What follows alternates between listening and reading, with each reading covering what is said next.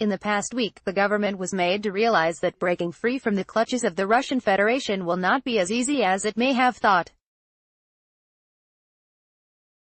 After 2 decades of subservience to Moscow, a subservience that became more pronounced with the passing years and strengthened the perception that the Cyprus Republic had become a Russian satellite, it was naive to believe we could change the terms of this master-servant relationship without any negative consequences.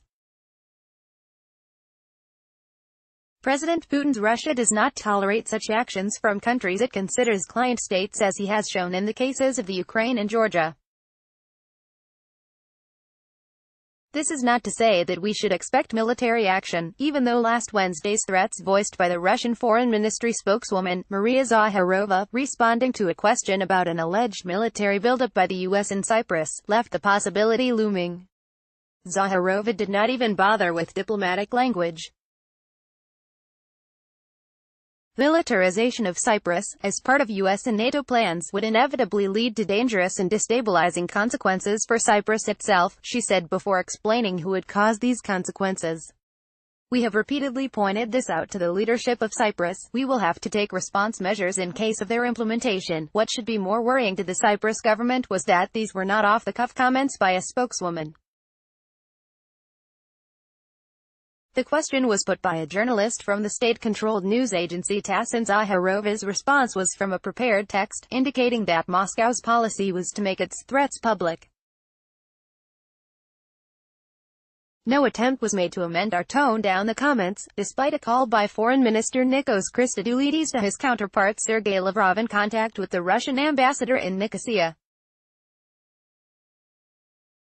On the contrary, the threats were repeated the next day, the Russian embassy in Israel tweeting about plans to set up a forward deployment base for the U.S. armed forces in Cyprus and warning that if these materialized, Russia will be forced to take action.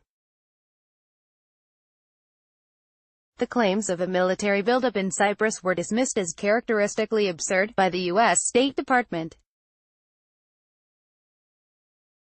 It acknowledged that Cyprus and the U.S. had signed a non-binding statement of intent, expressing both countries' desire to explore opportunities to deepen bilateral security cooperation on a wide range of issues including counterterrorism, disaster response, cybersecurity, and anti-money laundering. Greece's Prime Minister, Alexis Tsipras, who was on a trip to Moscow, also gave assurances during a joint news conference with President Putin on Friday, saying there were no thoughts or prospects of militarizing Cyprus, a position he implied had been conveyed to Moscow by Christodoulides. Moscow's claims about a military buildup of Cyprus, being drawn into U.S. and NATO plans in the eastern Mediterranean, were a pretext for warning the Anastasiades government not to move closer to the West. There are enough NATO troops in Cyprus without the Americans bringing their own. We have 30 to 40,000 Turkish troops in the north as well as British troops and Air Force in the south. It is no secret that the U.S. military uses the British bases when the need arises, without even informing the Cyprus government. The real issue is not the imaginary military buildup, but Cyprus' attempts to stop acting like a Russian client state and move closer to the West. There have been practical indications that this is happening. Apart from the closing of tens of thousands of Russian bank accounts and shell companies, at the instigation of the U.S. earlier this year, the government also refused to cooperate with Moscow over the Bill Browder case, despite a court decision opening the way for Russian investigators to come to Cyprus.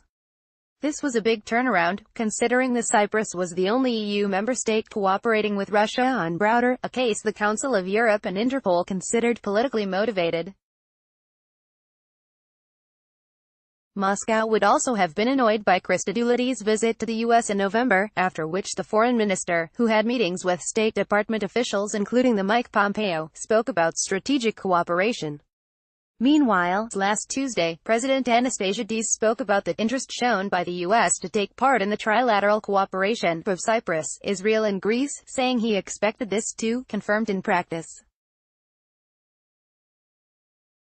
Perhaps it was this that provided Moscow with the excuse to speak about a military buildup.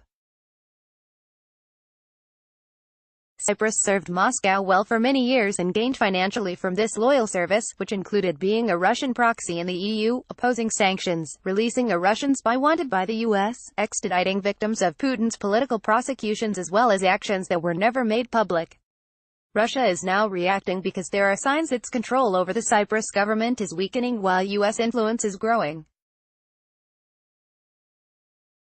It also sees the ExxonMobil drilling, which, if successful, would result in natural gas being sold to Turkey, as a threat to its financial and political interests, as it would reduce Turkey's energy dependence. How the Anastasiades government will handle this very difficult situation, bearing in mind the big financial interests directly linked to good relations with Moscow, remains to be seen. It should realize that will be impossible to build strategic cooperation with US while remaining a Russian client state. Soon it will have to make a hard choice, taking into account Russian warnings about the dangerous and destabilizing consequences.